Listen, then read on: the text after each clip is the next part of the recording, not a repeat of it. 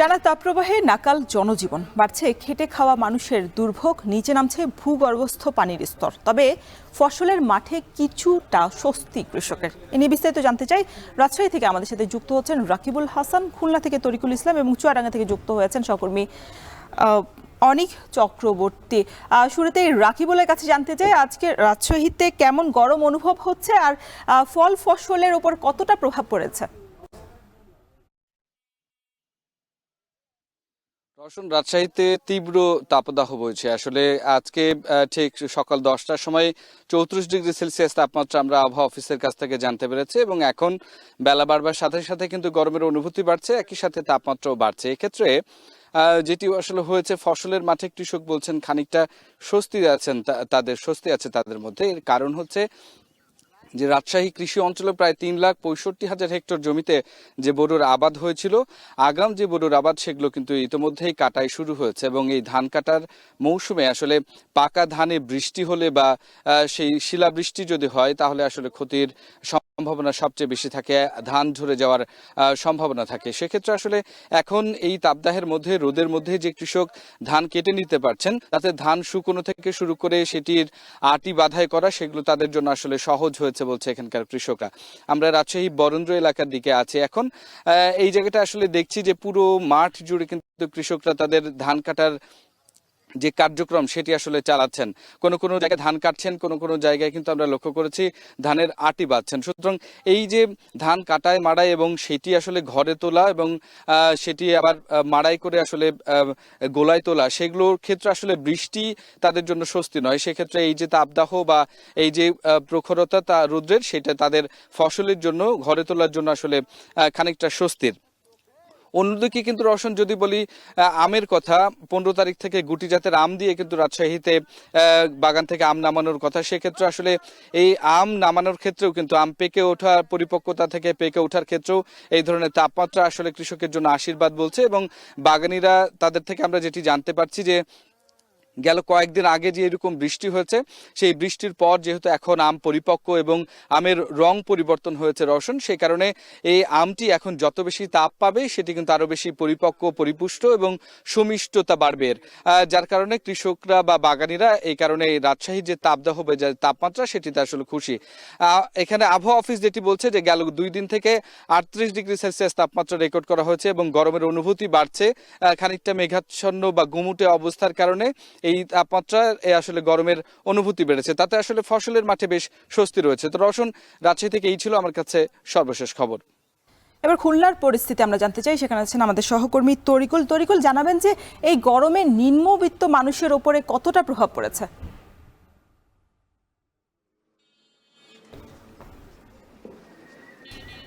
হ্যাঁ, নিম্নবিত্ত মানুষের দৈনন্দিন কাজের জন্য আসলে বাইরে বের হতে হয়। বিশেষ করে যারা শ্রমজীবী মানুষ, তারা কিন্তু বাইরে বের হচ্ছে এবং কষ্টে তাদের আসলে সময় কাটছে। তীব্র গরমে তাদের কাজ করতে অনেক অসুবিধাই হচ্ছে এবং বারবার তারা পানি পান করছেন এবং তৃষ্ণা মেটানোর চেষ্টা করছেন। আমরা রয়েছি নগরীর এমন একটি জায়গায়, এই এলাকায় সাধারণত এরকম সময় বা অফিসের সময়গুলোতে প্রচুর মানুষের অবস্থান থাকে, বিশেষ করে নিম্নআয়ের মানুষেরও অবস্থান এখানে থাকে। আমরা সকাল থেকে নগরীর বিভিন্ন জায়গায় দেখেছি খেটে খাওয়া মানুষগুলো, তারা আসলে মাঠে নেমে পড়েছে, ডাব বিক্রি করছে এক শ্রেণীর মানুষ।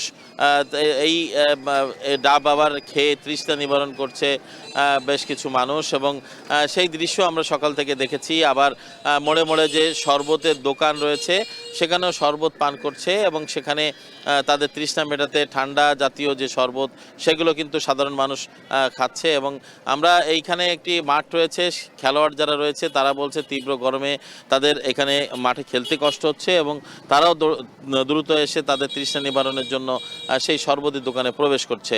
আমরা আরেকটি কথা বলে রাখি যে এখানে কিন্তু যারা নিম্ন আয়ের মানুষ রয়েছেন বা নিম্নবিত্ত মানুষ রয়েছেন বা শ্রমজীবী মানুষ রয়েছেন, তারা কিন্তু তাদের মধ্যে অনেকে গরমে অসুস্থ হয়ে পড়েছেন। কারণ খুলনায় কিন্তু গত কয়েকদিনে তীব্র গরম পড়ছে এবং সেটি 37-38 ডিগ্রি সেলসিয়াস পর্যন্ত সর্বোচ্চ তাপমাত্রা রেকর্ড করা হয়েছে।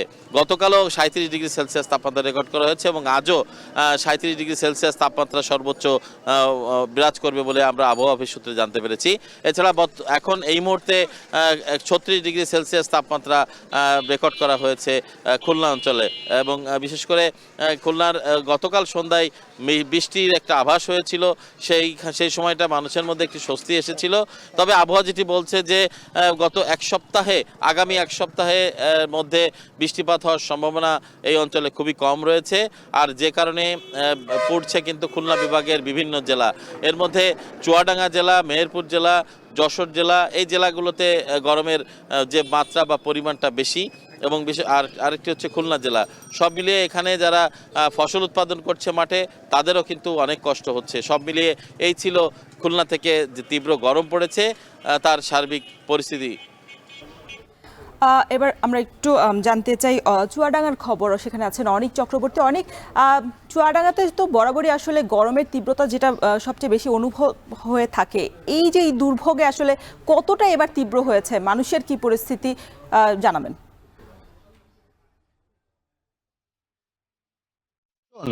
গত কয়েকদিনের যদি আবহাওয়ার কথা বলি, গত কয়েকদিন কিন্তু মৃদু থেকে মাঝারি তাপপ্রবাহ আসলে বয়ে যাচ্ছিল চুয়াডাঙ্গার উপর দিয়ে। গতকাল ঠিক সেই তাপমাত্রা বেড়ে তীব্র তাপদাহ বয়ে গেছে উপর দিয়ে। গতকাল তাপমাত্রা ছিল 41.2 ডিগ্রি সেলসিয়াস, অর্থাৎ এই মৌসুমে কিন্তু প্রথম যে তীব্র তাপদাহ, সেই তাপদাহ কিন্তু গতকাল ছিল। রওশন, একটা বিষয় জানিয়ে রাখি যে চুয়াডাঙ্গায় কিন্তু শুধু এবছরই নয়, প্রতি বছরই গরম পড়ে। এই গরমের মাত্রা আসলে রোদের প্রখরতা এতটাই বেশি যে সাধারণ মানুষ, আমি সকাল থেকেই দেখেছি যে সাধারণ মানুষের উপস্থিতি কিন্তু সড়কে একেবারেই কম। আরেকটা বিষয় জানিয়ে রাখি রওশন, যে এই যে গরম, এই কয়েকদিনের তাপমাত্রা এতটাই বেড়েছে যে চুয়াডাঙ্গার দামুরুদা উপজেলা বলে একটা উপজেলা আছে, সেই উপজেলায় বেশ কয়েকটি গ্রামে 50 থেকে 60% পানির স্তর নিচে নেমে গেছে। আমি সেই গ্রামে গিয়েছিলাম, সেই গ্রামে খোঁজ নিয়েছি। আমি দেখেছি যে ওই গ্রামে যে চাপকলগুলো রয়েছে, সেই চাপকলগুলোতে পানি উঠছে না। গ্রামবাসী যারা আছে, সাধারণ যারা মানুষ আছে, তারা খুবই কষ্টে আছে। এছাড়া আমি সকাল থেকে সড়কে দেখেছি যে শ্রমজীবী মানুষ, যারা নিম্ন আয়ের মানুষ, খেটে খাওয়া মানুষ রওশন, তারা খুবই কষ্টে আছে। বিশেষ করে ব্যবসায়ীরা বলছে যে দোকানপাটে আসলে যত বেলা বাড়ছে সাধারণ মানুষের উপস্থিতি কম, এ কারণে তাদের বেচাকেনাও কম। পাশাপাশি শরবতের দোকানগুলোতে মানুষজন ভিড় করছে, রোদের প্রখরতা বেশি। পাশাপাশি কৃষি জমিতে কিন্তু আসলে প্রভাব পড়েছে। কৃষকরা কিন্তু শ্রমিক সংকটে আসলে বড় আকারে একটা সমস্যার সম্মুখীন হয়েছে। কৃষকরা বলছে যে এই রোদের প্রখরতা, গরম বাড়ায় তারা শ্রমিক খুঁজে পাচ্ছেন না, ফলে ফসলের মাঠে আসলে তারা বড় আকারে একটা ক্ষতির সম্মুখীন হচ্ছে। কৃষি বিভাগের পক্ষ থেকে নানাভাবে পরামর্শ দেওয়া হচ্ছে কৃষকদের। সব থেকে বড় কথা যে আবহাওয়া অফিস কোনো সুখবর দিচ্ছে না রওশন। আবহাওয়া অফিস বলছে যে এই তাপমাত্রা এরকমই থাকবে, যেহেতু গতকাল তীব্র তাপদাহ শুরু হয়েছে চুয়াডাঙ্গায়। এরপরে 42 ডিগ্রি তাপমাত্রাও চুয়াডাঙ্গার উপর দিয়ে বয়ে যাবে, অর্থাৎ অতি তীব্র তাপদাহ আসলে রওশন বয়ে যাবে চুয়াডাঙ্গার উপর দিয়ে। তো গরম পরিস্থিতি নিয়ে রওশন, আমার কাছ থেকে এই ছিল চুয়াডাঙ্গা থেকে রওশন। তীব্র তাপ প্রবাহের কারণে খেটে খাওয়া মানুষ বিপাকে পড়েছেন, সে বিষয়ে বিস্তারিত